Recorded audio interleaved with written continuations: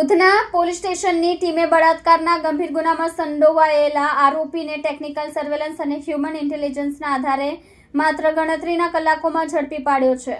Police સૂત્રો પાસેથી મળતી માહિતી મુજબ આરોપીએ ફરિયાદીની સગી બહેનની સગીર વયની દીકરીને કામ આપવા નીકળવાની લાલચ આપી પોતાના રૂમ પર બોલાવી હતી। 17 જૂનના રોજ સવારે 10 થી બપોરે 3 વાગ્યાની વચ્ચે આરોપીએ રૂમનો દરવાજો અંદરથી બંધ કરી સગીરાની ઈચ્છા વિરુદ્ધ જબરજસ્તી તેના પર બળાત્કાર ગુજાર્યો હતો અને ત્યારબાદ નાસી છૂટ્યો હતો। આ અંગે મળેલી ફરિયાદના આધારે ઉધના પોલીસ સ્ટેશનમાં ભારતીય ન્યાય સંહિતાની કલમ હેઠળ ગુનો નોંધવામાં આવ્યો હતો।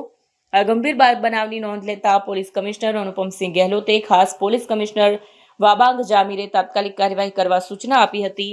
ઉચ્ચ અધિકારીઓની સૂચના મળતા જ પોલીસ ઇન્સ્પેક્ટર એસ.એન. દેસાઈ અને સર્વેલન્સ પોલીસ સબ ઇન્સ્પેક્ટર એમ.કે. ઈશરાણીના નેતૃત્વમાં હેડ કોન્સ્ટેબલ સન્મુખભાઈ રણછોડભાઈ, હેડ કોન્સ્ટેબલ જિગ્નેશકુમાર અંબાલાલ અને પોલીસ કોન્સ્ટેબલ બીનુકુમાર મુન્નાભાઈ દ્વારા ટેકનિકલ સર્વેલન્સ તથા હ્યુમન ઇન્ટેલિજન્સના આધારે આરોપીને ઝડપી પાડવામાં આવ્યો।